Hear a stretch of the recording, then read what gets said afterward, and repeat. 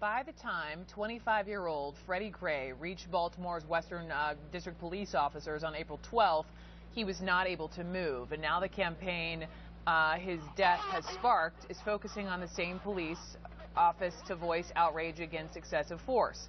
In less than 2 hours, another protest is planned there, and it's expected to draw the same numbers as Tuesday's rally.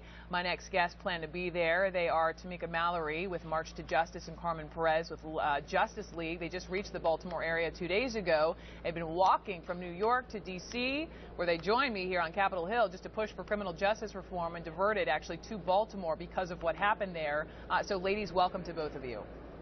Thank you. Thank you for having us. Tamika, I know you actually just spoke there on Capitol Hill. Can you tell me what was your message? What do you want lawmakers to do? Well, actually, I spoke at a press conference where Congressman John Conyers has reintroduced the End Racial Profiling Act, which he's been introducing for many, many years, and it has not passed. And he reintroduced it in the spirit of what is happening in the country right now, which is the fact that there is a life and death situation on the streets. People are dying, bodies are being put in the ground. It's becoming a more and more a rapid occurrence, and it's something that we want to see end. So the End Racial Profiling Act, we were here to support that as a part of our justice package. So racial profiling specifically, Carmen, let me follow up with you on that. You know, when you look at some of these neighborhoods, and we've been part of now this national conversation for a little while, do you think it's a socioeconomic issue, or is this truly all about race? I think it's a combination of both. I certainly believe that it has a lot to do with race. If we look at our prisons, they're overpopulated with Black and Latinos. If you look at those that are being targeted and profiled by police, it's predominantly Black and Latinos. And so if you look at just the overall numbers, and I think that's why it's really important for us to support this bill, because if we could stop it at the front end, then we could eliminate, you know, people getting killed, also people getting funneled into the system.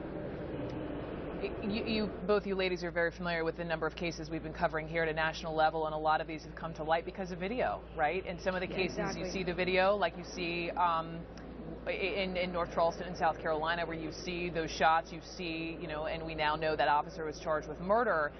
You see the actual act of death. But in this case here, Freddie Gray, you see this piece of the video, but you don't see what happened before. You don't see after he's in the van. So that you know is problematic to some. How to either of you? How is video really making a difference here?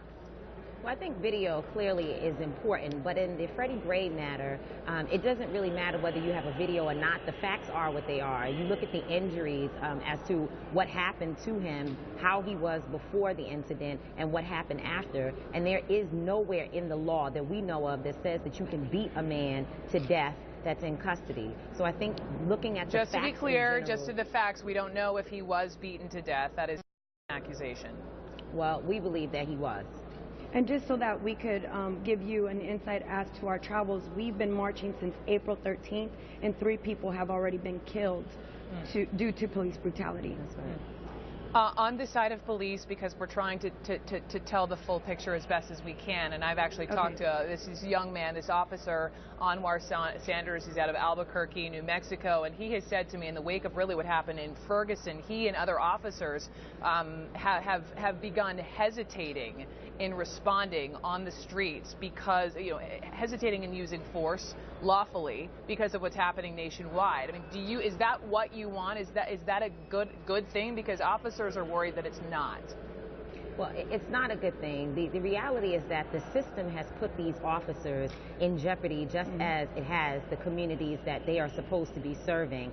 And that is the reason why we're on Capitol Hill today. We understand that no one officer or no one police department can change something that is a part of a system that needs to be held accountable. And so we don't want officers, we believe that officers, many of them, the majority, are good officers that are trying to do good work, but they are caught up in a system that has to be fixed.